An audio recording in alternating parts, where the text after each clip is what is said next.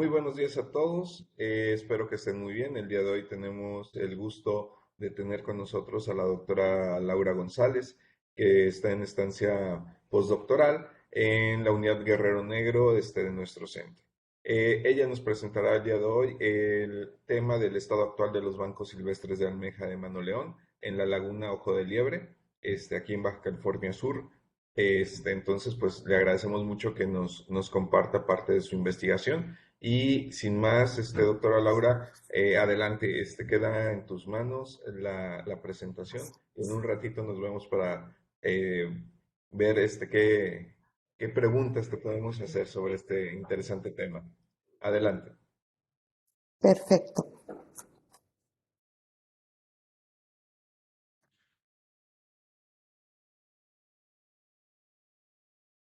Bueno, buenos días, muchísimas gracias. De verdad un placer y una oportunidad eh, pues muy importante para mí.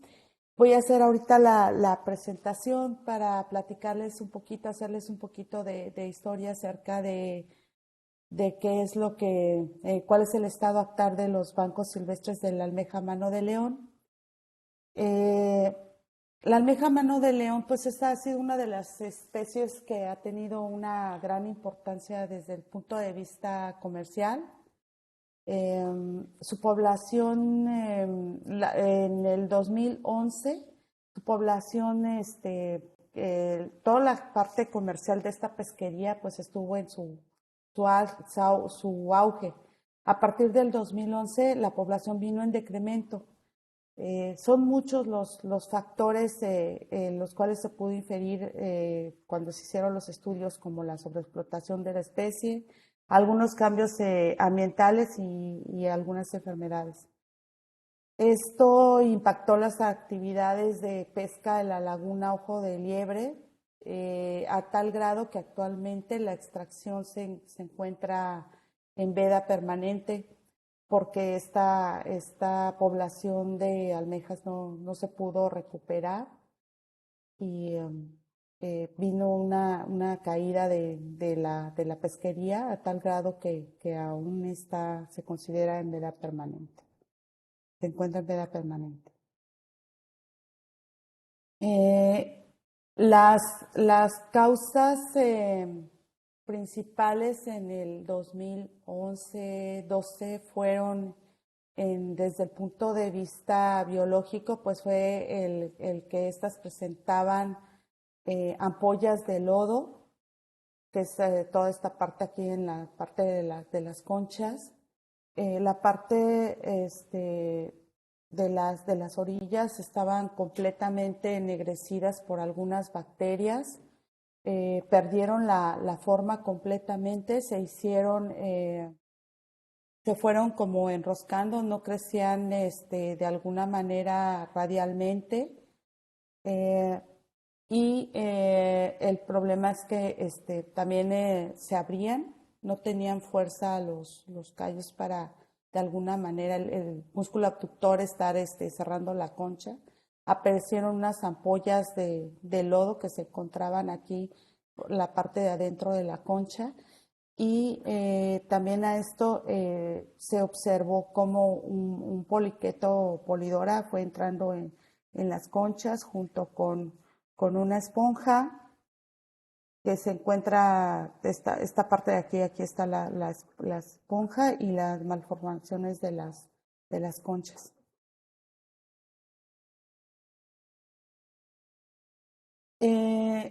En mi tesis doctoral en el 2016 se hizo hice la evaluación del impacto que producían los organismos perforadores sobre la almeja mano de león en Baja California Sur. Dentro de los objetivos que se determinaron en este estudio fue determinar si las especies de poliquetos y esponjas que performaron la almeja mano de león, describir cómo fue el proceso de infestación.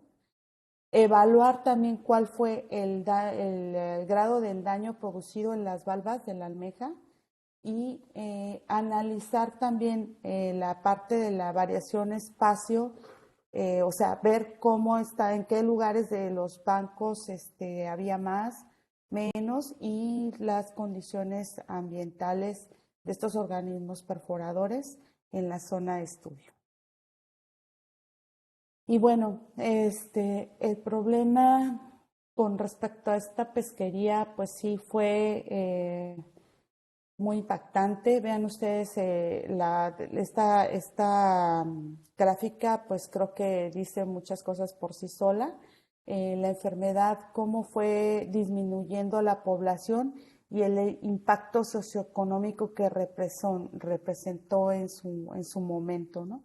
Y aquí está gráficamente, pues, representado en el del 2005 al 2010, cómo estaban la abundancia de las pesquerías de este recurso y cómo en el 2011 se vino abajo, impactando totalmente al grado que hasta el 2023 aún se considera como en veda permanente, ¿no? Y las pérdidas que representaron, siendo una de las más importantes pesquerías de la laguna Ojo de Liebre. Pues la zona de estudio fue aquí, que se hizo fue aquí en la laguna Ojo de Liebre. Los bancos que se estudiaron en su momento fue en el Zacatoso, la parte del Chocolatero que está casi enfrente de la boca, los dos bancos de la parte de medio o central de la laguna fue el de la Concha y el Dátil.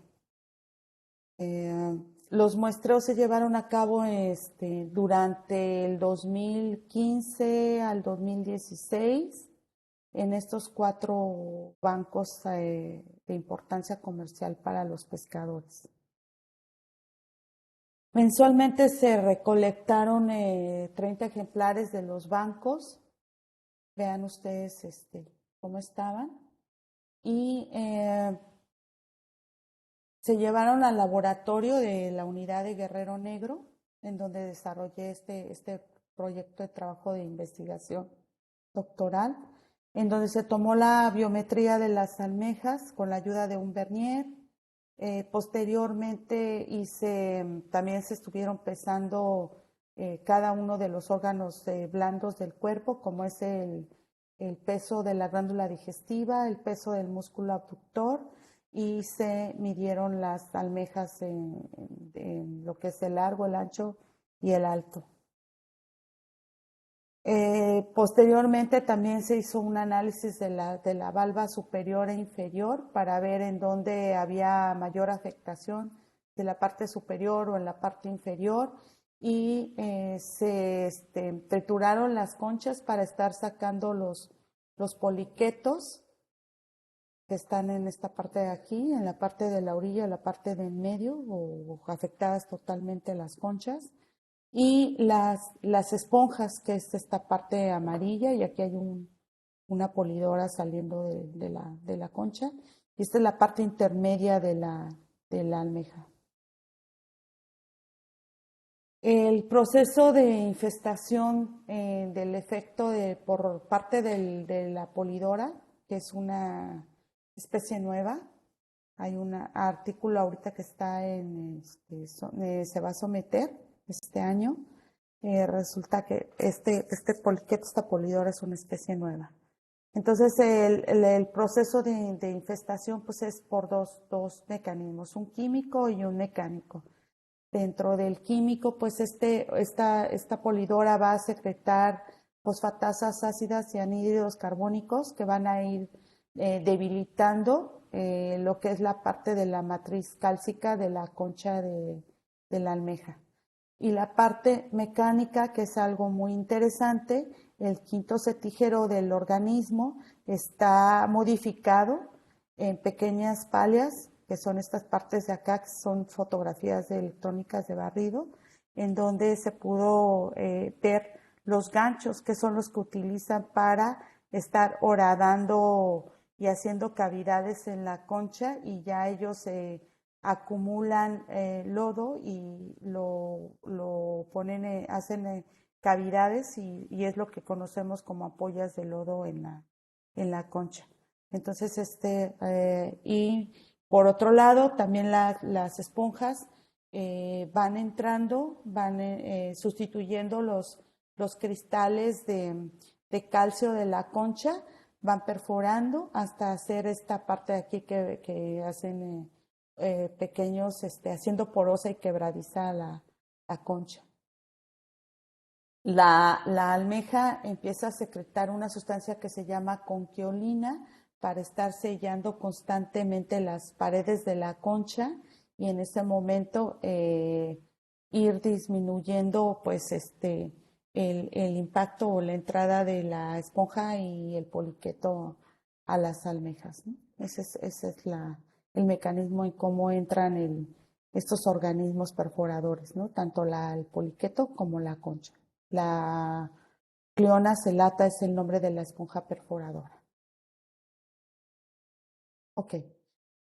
Posteriormente lo que hice fue calcular las áreas del daño causadas por el poliqueto, las ampollas de lodo, y calcular el porcentaje de daño total sobre la concha. Y bueno, posteriormente a eso estuve midiendo las conchas y saber cuáles eran los intervalos de clases de la almeja mano de león y en donde de los 4 bancos, los bancos más afectados fueron los que se encontraban casi a la boca, como es el banco chocolatero, en donde las tallas máximas llegaron hasta 4.5 centímetros y los bancos menos afectados en las tallas, pues fue en este caso el dátil y la concha, en donde la talla máxima que alcanzaron fue de 8 centímetros como máximo. Entonces, digamos que los bancos más afectados fueron los que estaban dirigidos hacia la boca de la laguna y los menos afectados fueron los que estaban en la parte central de la laguna, ¿no? La talla máxima que alcanzaron fue de 8 centímetros. Terminé este estudio en el 2015 y posterior a esto se hicieron algunos otros estudios en los bancos de almeja mano de león. Dada la importancia que tenía este recurso y la problemática que se siguió esto en la infestación de las almejas, el CIMNOR en el mayo del 2018 hizo investigaciones dirigidas en cuanto a la producción de la semilla y producieron semilla y la llevaron a uno de los polígonos de Pacific Clam, en donde hicieron un estudio piloto para determinar cómo se comportaban los factores abióticos durante el cultivo y conocer también cuáles eran las condiciones idóneas de su crecimiento y supervivencia. Estos cultivos se llevaron a cabo en la parte superficial con unos bastidores suspendidos y la parte del fondo en donde se estuvieron determinando parámetros ambientales y también viendo cuáles eran las condiciones en las cuales se estaban desarrollando las semillas de mano de león, ¿no? En este estudio se determinó la productividad primaria, hacerse la cuantificación de clorofila, oxígeno disuelto, y estuvieron monitoreando las tallas de las almejas.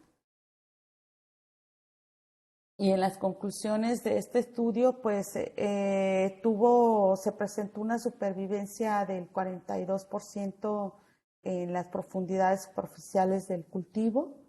Se determinó la productividad primaria y la variación a través del tiempo durante los monitoreos. Durante esta etapa se llegaron a tallas también de 4 o 5 centímetros máximo. No se observaron enfermedades o daños aparentes de las valvas durante este tiempo. Pues ya no se le dio como más seguimiento y esta investigación fue realizada por la doctora Laura Guzmán Villanueva en el 2017-18 en cátedras aquí en la unidad de Guerrero Negro. Posterior a este estudio, yo en el 2016 y 17, con un subsidio y apoyo por parte de la Reserva, di seguimiento al crecimiento y desarrollo en 2 bancos naturales de almeja mano de león, como fueron el Banco de la Ventana, que está casi a la orilla de la boca, y la parte del dátil, que es el banco que ya antes les había mencionado, que está en la parte media de la laguna.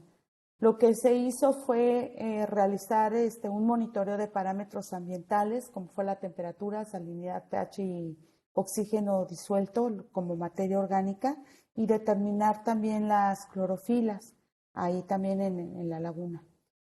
Y lo que hice fue en almejas juveniles, estarlas poniendo en diferentes puntos del banco el dátil y el banco en la ventana para observar en cuál de los 2 lugares eran más idóneas las condiciones ambientales para que éstas se desarrollaran y crecieran. Este estudio, este monitoreo se llevó durante un año y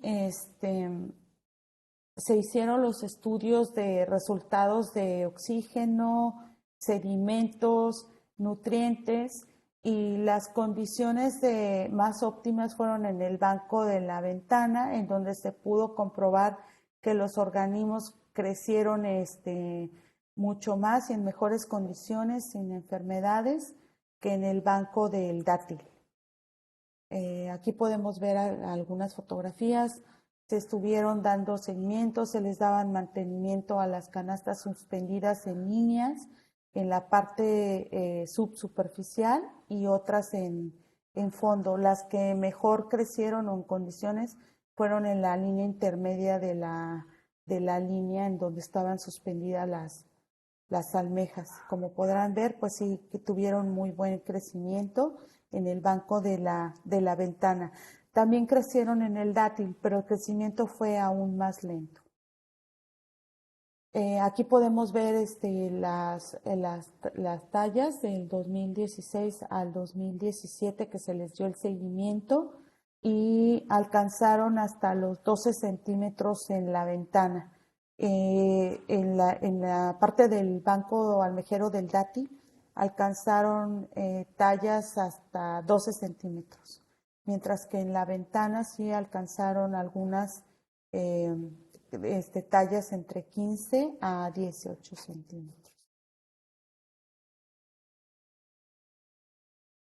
Y bueno, esos fueron los 12 estudios que se tuvieron en el 2016 y 17 por el CIMNOR, en donde tuvieron su cultivo piloto en la zona de las casitas, y el otro estudio que fue por parte de un subsidio o PROCODES de la Reserva del Vizcaíno, en donde yo en bancos almejeros se hicieron estos estudios de ver en qué sitios eran los idóneos para su crecimiento.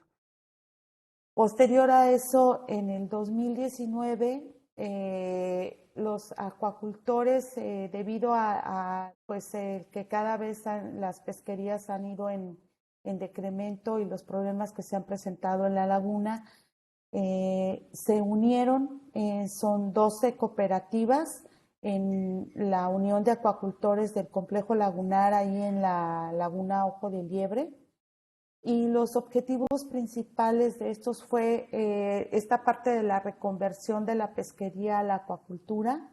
Dentro de los principales objetivos que se pretenden es desarrollar y adoptar tecnologías en los cultivos, adaptándose a las condiciones ambientales del ecosistema en la laguna Ojo de Liebre, como una de las alternativas para tratar de incrementar su disponibilidad y aprovechamiento sustentable en beneficio del sector social que ha sido dependiente de estas pesquerías que han ido en decremento.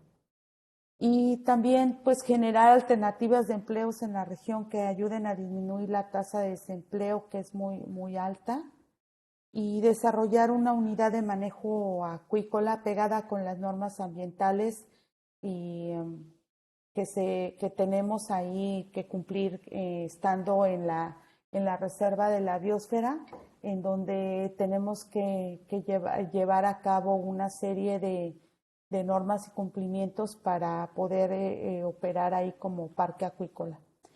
También se pretende conservar el medio ambiente con monitoreos constantes del cuerpo lagunar y en las áreas de cultivo, de acuerdo a los objetivos y a la que nos han estipulado normas de conservación de acuerdo al área natural protegida en la que nos encontramos. Y bueno,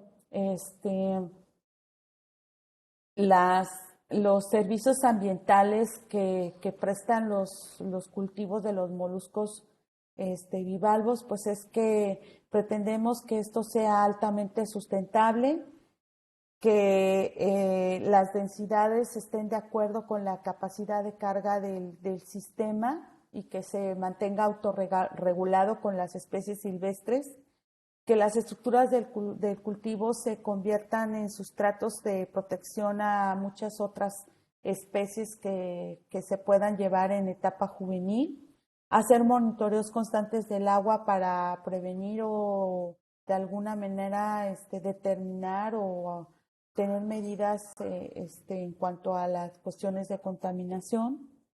Eh, las granjas de moluscos en este momento también pueden apoyar o servir como trampas de carbono y operar granjas familiares para tener de alguna manera apoyo al sector pesquero y la reconversión a la acuacultura. Implementar también prácticas compatibles a la conservación de manera que se asegure el cumplimiento de las normas del área natural protegida y como una medida de mitigación que se presente ante las especies silvestres de los bancos naturales en la Laguna Ojo de Liebre. Y bueno, la unidad de manejo acuícola de la Laguna Ojo de Liebre está constituida por 14 cooperativas, de las cuales ahorita están operando 7 granjas, que serían las granjas de la parte de las casitas, en donde está el señor Cazueta, que es la de Pacífico, la granja de cultivos del Pacífico del Mar. Otra de las granjas que está operando es la de Biosfera 2000, la granja del señor Medina, que también ya tienen varios años operando, en donde tuvo la granja piloto de semillas de mano de león, que está aquí, que es la de Pacific Clam y Oyster Clams, que son 2 granjas, y la del Dátil, que es la de Baja Scallops, y la de Jóvenes. Son las granjas que actualmente están operando. Pero en el planteamiento de la mía de manifestación de impacto son 14 granjas que se pretende operar en forma escalonada y estas serían las granjas. Se ha llevado ya, se tienen 2 años en donde se tiene un programa de que tenemos que cumplir con todos los lineamientos establecidos por Semarnat, en donde nos solicitan un programa de monitoreo del agua. En este programa de monitoreo del agua, pues se tiene por parte de COFEPRIS, que es el que está llevando un estudio bacteriológico y en donde bimestralmente nos hacen llegar los estudios de coliformes del agua y por mi parte, como responsable, parte de estos estudios, se están haciendo un monitoreo del agua, ya que en la laguna ahorita se cuenta con una certificación del cuerpo de agua y se están haciendo estudios de nutrientes en los diferentes puntos de ahí del polígono del parque acuícola, en donde se están haciendo nutrientes y clorofilas. Con un multiparamétrico se están tomando los parámetros ambientales como es temperatura, salinidad, pH y oxígeno disuelto. También se hacen monitoreos mensuales en las partes del banco y de los moluscos bivalvos en los bancos naturales y en las partes de los algunos puntos del parque. Esto es ahorita el 2022 y 23, en donde se están haciendo estudios de los moluscos de bivalvos en los bancos de chocolatero, zacatoso, dátil y en la ventana principalmente, que es uno de los bancos en donde están ahorita mejor conservados. Y también se está haciendo un estudio del estado de salud de los moluscos bivalvos, también en las estaciones de monitoreos del parque acuícola y en algunos de estos bancos naturales que se han venido estudiando desde el 2016. Dentro del estudio base que tenemos nosotros que presentar y mantener para el parque, pues dentro de estos estudios de monitoreo tenemos que hacer un estudio del estado de cobertura de los pastos marinos. Inicialmente había arrancado el doctor Ríos Mena, iba a empezar a hacer un estudio prospectivo de la zona ahí en la laguna, pero él falleció y pues se tuvieron detenidos durante 4 años estos estudios. Actualmente se realizan apenas algunos estudios prospectivos y ahorita estamos realizando, llegando a acuerdos para ver de qué manera ya ahorita nos van a apoyar en estos estudios para determinar qué especies de pastos y algas marinas se encuentran en el polígono del parque. La doctora Carla Pedraza y la doctora Elisa Servier. Y posteriormente, ahorita se tiene determinado como parte de mi estancia postdoctoral hacer un cultivo experimental piloto de almeja mano de león en el parque acuícola. Estamos ahorita tratando, pues parte de los objetivos es hacer un primer esfuerzo para tratar de recuperar las poblaciones de almeja mano de león, con la intención pues de tener este estudio prospectivo, de nuevamente ver todas las condiciones medioambientales, tanto en la parte de cultivos del Pacífico y en el dátil, para ver ahorita todas las condiciones de crecimiento y supervivencia en este cultivo y poner ahí, pues monitorear todas las condiciones, ¿no? Temperatura, salinidad. Ahorita estoy haciendo, se están determinando nutrientes y clorofilas ahí en la unidad de Guerrero Negro con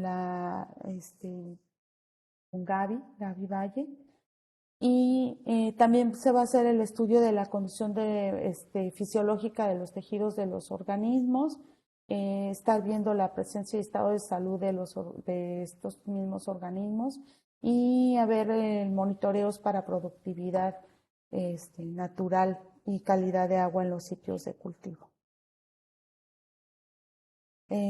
Quiero agradecer hasta el momento el apoyo brindado a la reserva, que está muy interesada en que este parque cumpla y se hagan todos los estudios pertinentes. A la Secretaría de Pesca y Acuacultura CEPADA, que también nos ha apoyado mucho para que se llevara a cabo la Unión de Acuacultores. Hacia al parque por todas las facilidades que nos han brindado para que se hagan los estudios que se tienen que hacer, los monitoreos y las evaluaciones.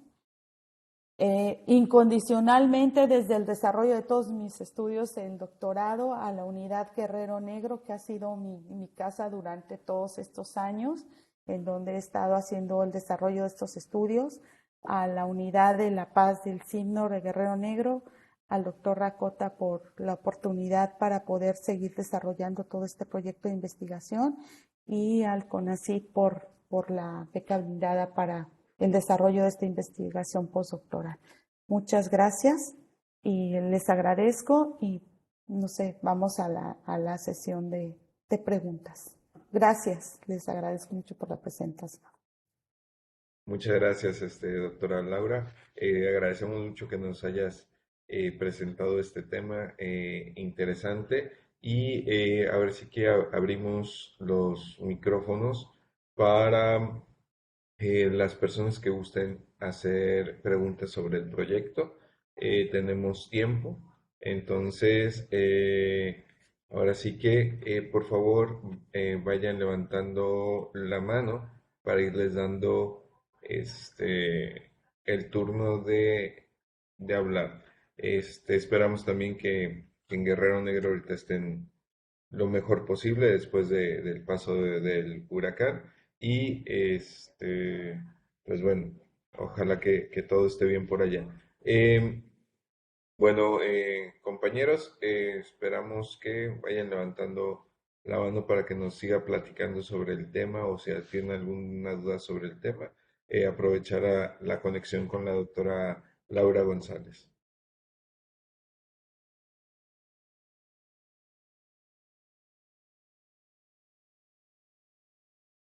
Los chicos de posgrado.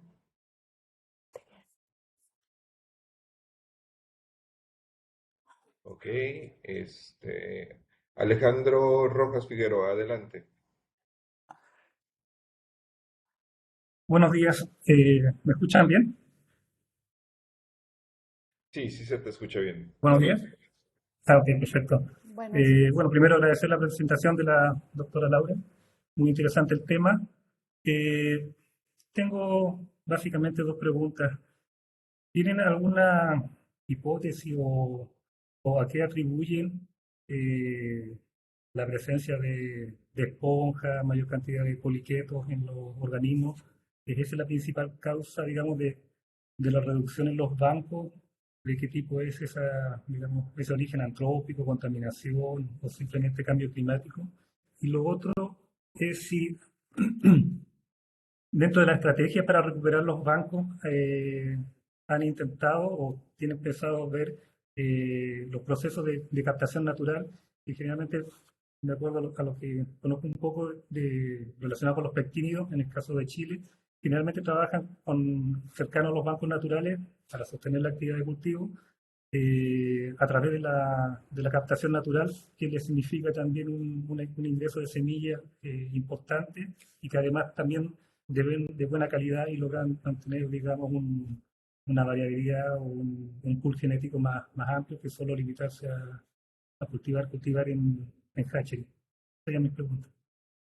Sí, bueno, eh, principalmente uno de las causas a las que puedo ahorita ya presumiblemente hablar de cómo se dio la caída de esta pesquería tan importante de la almeja mano de león, fue esta cuestión del cambio climático, puesto que estos organismos oportunistas, como son los poliquetos y en este caso las esponjas, eh, proliferaron en cuanto a sus poblaciones, sobre todo en los poliquetos, de acuerdo a las condiciones en donde hubo un incremento en cuanto a la cuestión de materia orgánica y en donde de alguna manera esta parte las temperaturas que se elevaron, una parte de esta parte de falta de oxigenación, la materia orgánica en el sustrato que favoreció a que las poblaciones, en este caso de poliquetos, se incrementaran y si yo puedo decirle a usted que siempre han estado los poliquetos pibiontes y como fauna acompañante dentro de las almejas y estos perforadores y no causaban un impacto considerable, ¿no? Pueden estar ahí y las almejas en su momento pues podían tener tolerancias, ¿no? A estos epibiontes. pero en las condiciones, digamos a 12 años, pues sí, sí hablan de picos en donde habían altas de temperatura y que de alguna manera favorecieron a que estas poblaciones de perforadores o de oportunistas entraran y perforaran las conchas. Y si estos organismos en su condición fisiológica también estaban débiles, pues esto favoreció a que proliferaran de alguna manera y impactaran en las conchas de tal manera que pues ya ni la producción de conquiolina por parte de la almeja era suficiente como para poder terminar con esta parte de la infestación por parte de las conchas que también se iban debilitando conforme iban entrando las esponjas, ¿no? Y sí, por parte de la reserva ya hubo un ensayo de poner captadores, unas líneas de captadores por ardillas y ponerlas en los bancos naturales en donde más, digamos, almejas juveniles se encontraban ahí, pero no tuvo mucho éxito. Se colocaron ahí en la parte de la ventana y no se tuvo mucho éxito porque no le dieron un seguimiento, ¿no? De estar atrapando ahí las que tenían, se pegaron todas y ya hubo un momento en que realmente las semillas que se pudieron obtener de ahí fueron muy pocas, ¿no? Y ya no se hizo, ya no se le dio seguimiento a nuevamente tener ese proyecto en donde se pusieran captadores de semillas que eran en unas líneas, se colocaban artillas y ahí se dejaban y pues se les daba, las iban y las revisaban cada determinado tiempo. El problema es que los pescadores ya no les dieron seguimiento a estas líneas y que realmente pues no obtuvieron muchas semillas, las abandonaron finalmente, ¿no? Pero sí podría ser una buena alternativa que a la par de tener los cultivos de Manuel León, también en los canales más bajos, poner ahí líneas suspendidas con captadores de semillas. Muchas Entonces, gracias. pues sí, principalmente fue la parte del cambio climático, ¿no? Perfecto. Muchas gracias, doctora. Gracias. Muchas gracias, Alejandro. Eric, adelante, Eric y Daniel.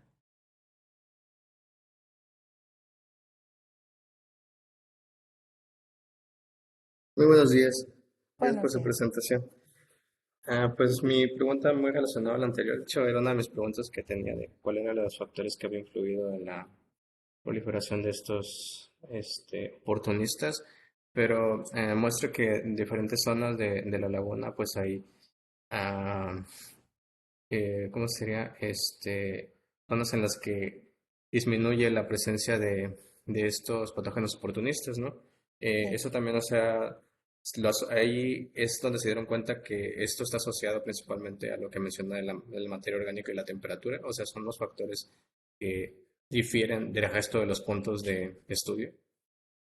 Sí, principalmente, bueno, en mi experiencia como poliquetóloga, son, digamos que estas poblaciones hasta cierto punto son indicadores, ¿no? Cuando hay algún tipo de perturbación, sobre todo en sedimento, en donde se incrementa la materia orgánica y pues estos organismos proliferan. También las esponjas que en su vida, en elevadas las temperaturas, también hay una proliferación, digamos, natural de esponjas y, y esto de alguna manera pues conllevó a que las condiciones también de la almeja que estaba vulnerable en términos fisiológicos debilitaran aún más al bivalvo, ¿no?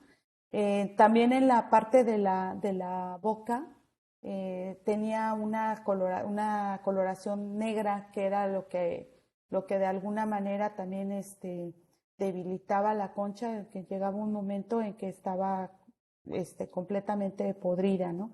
No crecía radialmente, sino involuta. Y en un estudio del doctor Cáceres de Ensenada, determinan que había algunos vibrios, 5 tipos de vibrios en el agua, que también influyeron estos vibrios para que en la parte de la boca de la almeja estuviera deteriorada, ¿no? Entonces, llegó un momento en que cada vez las poblaciones de organismos pues iban disminuyendo. Entonces, sí, cuando se hicieron los estudios, pues no se hicieron como estudios más finos de las condiciones medioambientales en el 2011 y 12 del agua.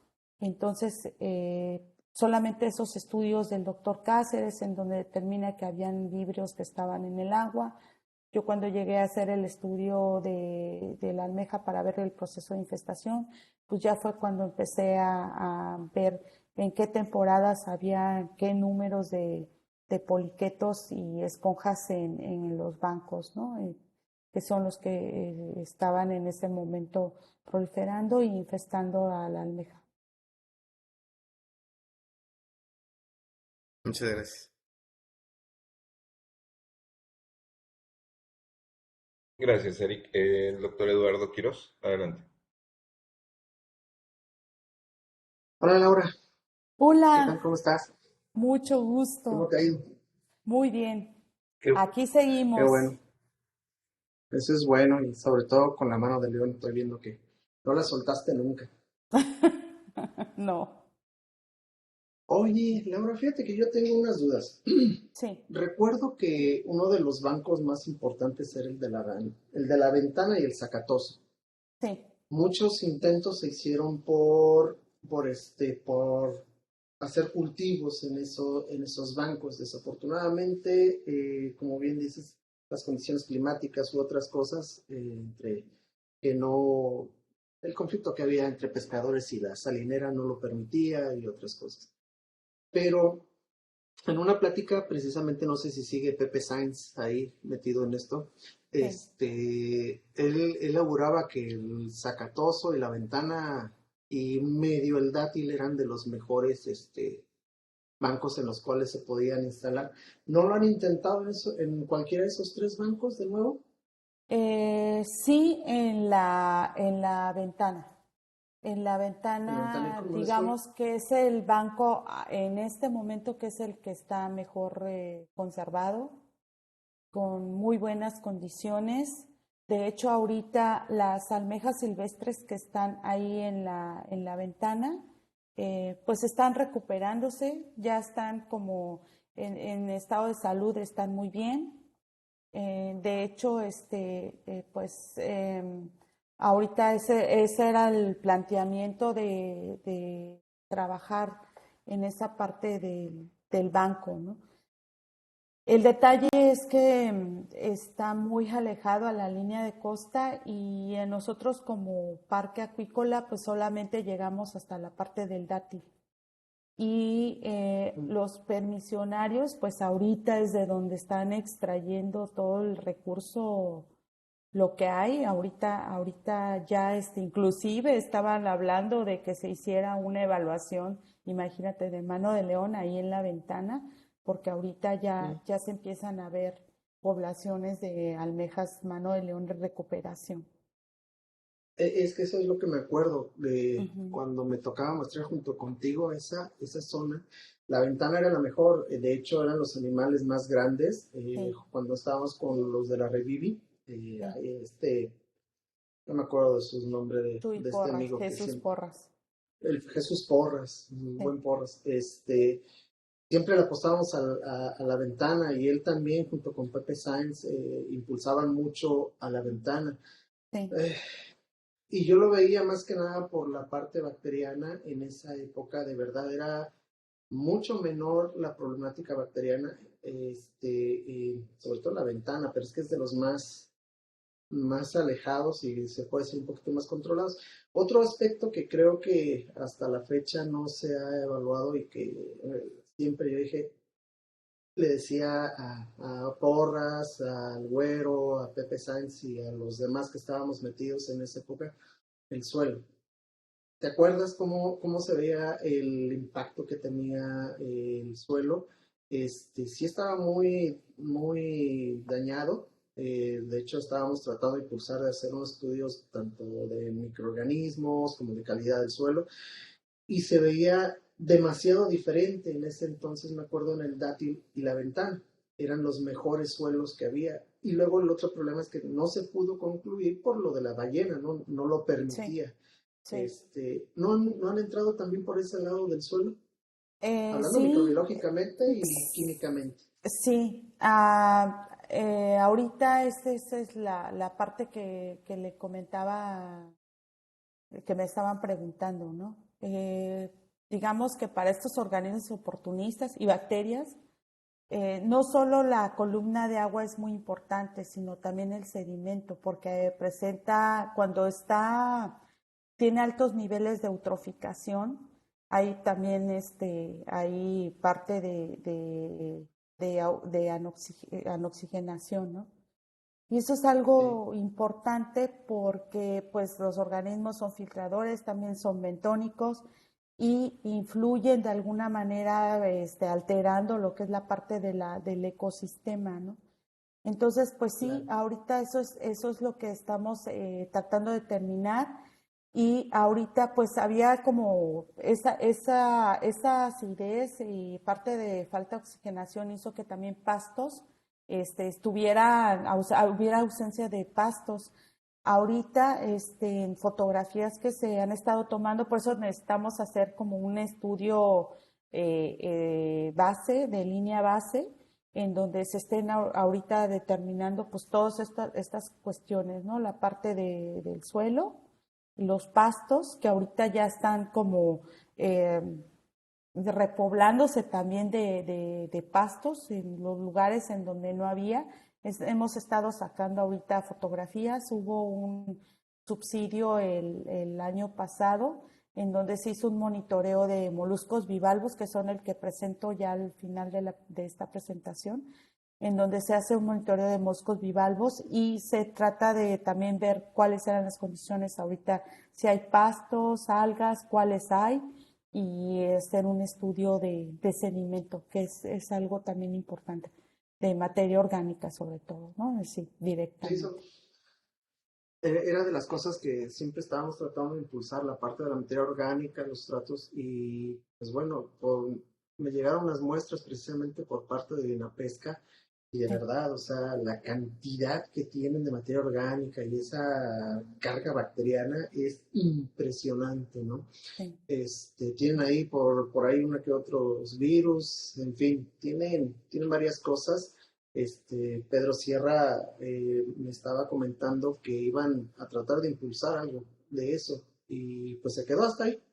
sí, Ya no me volvieron a mandar unas muestras, pero sí, o sea, por lo que vi el suelo, de verdad, el suelo sigue demasiado anóxico. Está en un estado de descomposición muy, muy importante. Pero bueno, ojalá y les ayuden con esa parte, porque sí es muy importante la parte de calidad de agua y de suelos, como para darse una idea, y pues poder, como decía Pepe, irnos un poquito más al fondo, que es donde está más regulada la entrada pues, de pescadores y otras cosas que sabemos que no. Pero sí. ojalá y se recupere, y pues qué gusto saber de ti, suerte Muchas en esta nueva gracias. etapa. Gracias. Cuídate. Muchas gracias. Bye. Bye. Gracias, doctor Eduardo. Tenemos tiempo todavía para una pregunta más.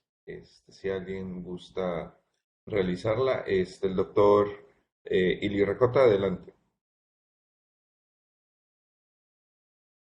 Hola, buenos días. Sí, vi que como no hay nadie más, entonces, quisiera complementar, digamos, algunas cosas que comentó Laura. Este, bienvenida a la intervención de Eduardo. A ver si regresas a esos orígenes y nos apoyas precisamente, ¿no? De hecho, queríamos hablar contigo. Bueno, pues ya se dio este seminario, luego hablamos con más calma, ¿no? Eh, aparte, lo que quería enfatizar es que en marzo, perdón, 2022, estuvimos varios de nosotros, incluyendo Laura, por supuesto, en una reunión que organizó el INAPESCA, en donde, pues sí, o sea, otra vez están preocupados y presentaron datos de cierta recuperación parcial en 2022. Ya no encontré la foto, fíjate, según yo la había tomado Laura, pero bueno, por ahí yo creo que ahí la podemos buscar, ¿no? La recuperación es muy parcial, obviamente no sostendría nuevamente que abrieran la pesquería, pero bueno, aparentemente ahí va, ¿no? Entonces, en conjunto, digamos, con los esfuerzos de acuacultura, pues esperemos que podamos seguir comiendo almeja a mano de león y que se pueda seguir exportando, ¿no?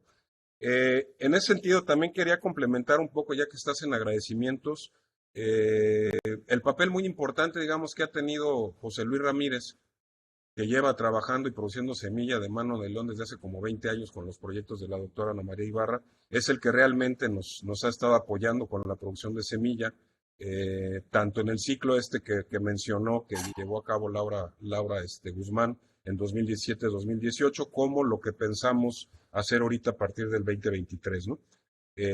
Ya nos trajimos reproductores, Laura y yo, ya nacieron las larvas, están en proceso de fijación y ojalá que podamos tenerlas para semblarlas en octubre, noviembre, ¿no? Eh, También tratando de complementar un poco lo que decía Eduardo, efectivamente, por varios lados, digamos, ha llegado que pues, la ventana sería el sitio idóneo, ¿no? Desgraciadamente no hay concesión de acuacultura en la ventana. Entonces, con el que se realizó inclusive el ciclo 2017-2018, él decía, no, yo no me arriesgaría a cultivarla en el polígono de acuacultura, ¿no? El actual que tienen, porque las condiciones no son tan buenas como otros sitios como sería la ventana. El problema es ese, es que cómo las siembras en la ventana si nadie las va a cuidar y pues las van a depredar, digamos, los propios pescadores, ¿no? Entonces, ese sí es un problema que habrá que ver si se puede resolver, pero en ese sentido también el cultivo que pensamos arrancar a final de este año con la semilla que está produciendo es precisamente comparar dos sitios dentro del polígono. No sé si te pueda regresar, Laura, por favor, a la Sí, diapositiva del polígono. voy. Son Ay, dos permítame un sitios, segundo. hasta cierto punto, digo, me voy adelantando, hasta cierto punto son un poco los más extremos dentro del polígono, y uno de ellos precisamente es muy cercano al dátil. Pues obviamente la apuesta es que se den mejor en el dátil que en el otro sitio de una de las cooperativas, donde el agua es mucho más somera, etcétera. Las condiciones medioambientales aparentemente no son tan idóneas, de entrada no se tiene la profundidad, por ende hay mucho más variación de temperatura.